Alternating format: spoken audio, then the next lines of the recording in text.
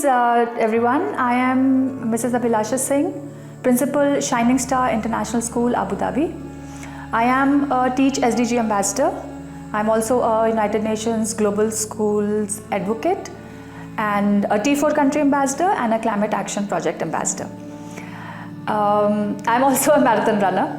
I am an avid sports person and know the benefits of what sports can do to you and how sports leads to leadership.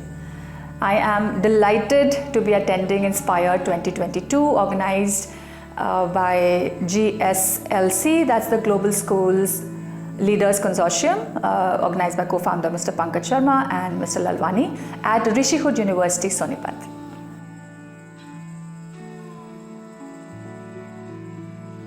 So as a school leader, as a teacher at heart and in been teaching for all the years that I did, multidisciplinary, interdisciplinary approach is extremely important because any subject does not exist in silos and it has to be connected to the other subjects because of the interconnectedness of learning and also for real world applications that the students need to understand, because if you're doing geography then science has to come into it. Because you're doing clouds, you're learning about rainfall, then the children need to know about the water cycle. So this is just one example I've given you. Similar examples are in math and science, and similar examples are with languages and social sciences. So the multidisciplinary approach is extremely important to learning, and it helps the students to apply what they learn in real life scenarios, which is the impact of learning and which is why children learn.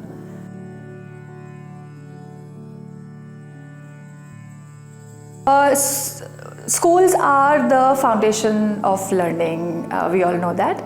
And these skills have to be inculcated early in life, because suddenly in higher education, when students step into universities and they then have to attend or initiate or are expected to initiate projects, it suddenly is not going. Those skills suddenly do not come. So schools become the foundation beds for sowing these seeds of skill development. And I'm a big fan of building student agency, and this happens with learning that has to be taken out of the classrooms. Now the real learning, I believe, happens outside the four walls of the classroom. In the classroom there are opportunities, of course, but then we know that CBSE being a very content driven curriculum, so teachers are hard pressed for completing the syllabus, that the timetable is very tight. So there are opportunities that have to be created for the students during this in the school day, but out of the classroom opportunities. So these could be project based learning, they have to be place based learning, they are, of course, there's so much of evidence about experiential learning and all that, but I personally am a very big fan of students led projects.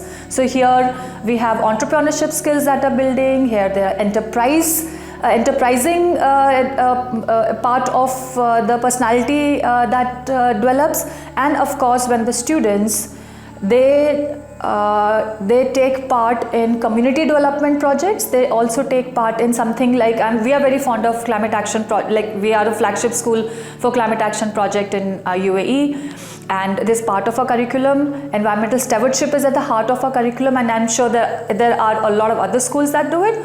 So these opportunities help in building relational skills. So a child when takes part in a climate action project and does research work where there is mapping of what's happening in the world, there's global warming, there is statistics development, and then there are examples from the community, the children are able to then relate this to their own life and then what the future holds for them. So these kind of skill building are precious and they are imperative, and then these skills then help the students to navigate the life after school into the university life, because over there the teachers are not there to support them or to help them on a day-to-day basis.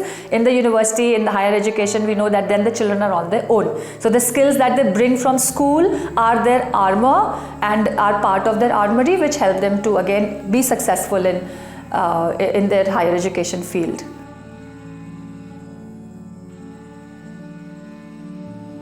So we know that NEP was much wanting, and couldn't have come at a better time during the disruption. It is something like a fresh breath of life that was breathed into the education system, and all are looking forward to the implementation of a new national education policy.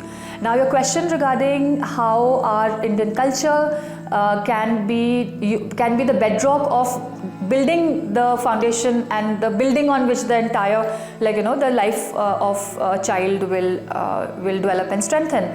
So I'll give an example of what we are doing in our school, and that is we have introduced the innovative concept of gratitude as a pedagogy. So we know that our culture is about service learning, is about being thankful for what we have, and also respect for the environment, for our elders. So now this concept where the children practice the attitude of gratitude every day, and they perform an act of kindness every day. So this is something not that is initially children would feel that is being forced, like I have to think about it, but slowly and steadily it becomes part of your life and it becomes way of life. And this brings lovely changes to the heart and mind of children, and then they become better human beings, a better version of themselves every day.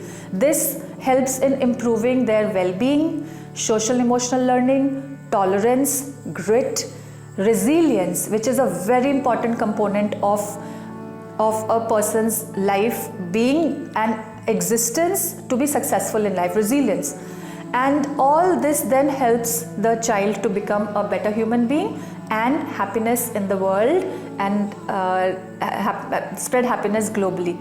So NEP has many initiatives like this rooted in the policy, which will help our students to become better human beings, and in turn we are hoping that the world will become a better place through these initiatives.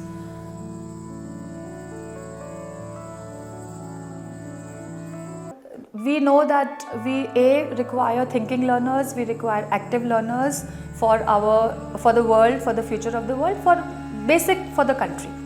And what I understand in very simple language is that the world economy, the deficit of the GDP deficits will be covered by entrepreneurs, small businesses, so startups, small businesses which have the potential to become big business, and this in turn provide employment.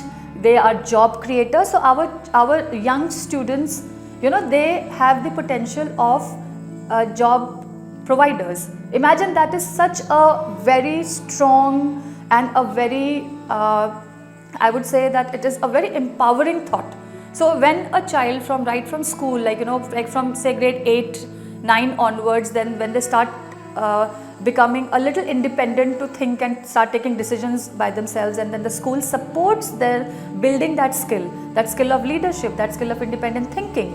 And imagine those years of strengthening when we say the school is the bedrock of all of building these life skills. And when the children step into the higher education, they already are coming with a bag full of their set, or like I said earlier, the armory of these skills, which is going to be their ammunition. Now this is a good story. This is if everything's happening well. So you're talking about challenges over here, talking about barriers. There are schools which are successfully doing this because the school leadership has a vision. They know what the world requires, what the country requires, and how we need to strengthen and equip our children with these skills. But then we also know of schools where a lot of emphasis is given just on board results. I have heard principals saying, oh, we don't let our 11, 12s participate in any activities and any inter-school competitions. They're studying. And you know how you're robbing the children that particular badge or those badges of important experience of life to build these characters, the build skills of competitiveness, losing gracefully, preparing for, and of course the entire teamwork, that skill that the children develop, collaboration, communication, critical thinking, all the 21st century learning skills. So when this lot steps into the higher education, and over there the requirement is, first and foremost, the world is very competitive, and then the requirement is of them being independently starting projects, student initiatives and the startups. Where are those skills? Suddenly you've got a gap of the students who are coming from these good schools who have the skill set, and then you have this lot who doesn't have the skill set. Imagine the gap and imagine the barrier to learning and imagine the success ratio then. And these are important youth of the country. You know, they both have to be leveled in terms of when we release them into the community and when we release them into, when they take the final step from the threshold of the school. So we need, our responsibility is to ensure that our students step into the world of higher education and further into the employment equipped to take independent decisions and equipped to lead independent lives. Now, I'm sure that Rishihood University has a wonderful program with these skills in mind and is providing a lot of opportunities to the students who take admission in Rishihood University.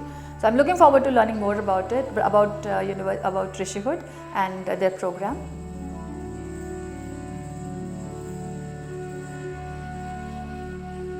We've been hearing a lot about this in the conference over here. There are a lot of leaders who've spoken about the use of technology, integration, especially with the pandemic and what the future looks like.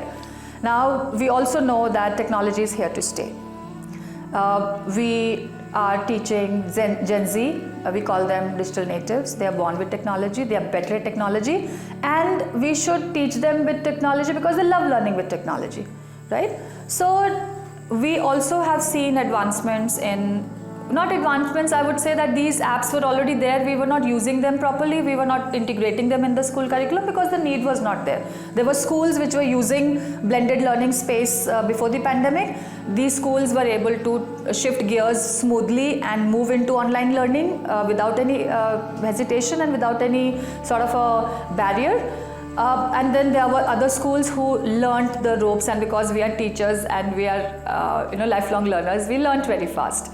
So to take your question further, technology integration into the curriculum is now being seen with open eyes and with an open mind by even the policy makers. And there are school leaders who might be, I have seen school leaders who are elderly, who are from that generation of the 60s probably, who are also now open to integration of technology in the school curriculum. And there, of course, are the young principals. I am one of those, not young principals, but yes, it's just my, by experience wise, I am still getting to learn more, and I learn from my seniors and from some stalwarts over here who are my role models. So, technology is, like I said, is going to be an integral part of education, and we will just have to keep updating ourselves and upgrading ourselves to what keeps coming in. But then with the choice of the selection has to be made with careful eyes and with a lot of thought, because you can't adopt everything. Anything that, that is what is with technology. What is new today becomes old tomorrow. That's how quick technology changes, that's the fast pace of technology. So integration will have to be a well thought of process, making a choice of what is needed, what is good and what is going to be beneficial, and very important fact to say is that what is going to be the impact of that technology integration and that technology use, how useful it is going to be for our students. So that way, that question I will leave open-ended because this is debatable and there's so much that one can talk about it.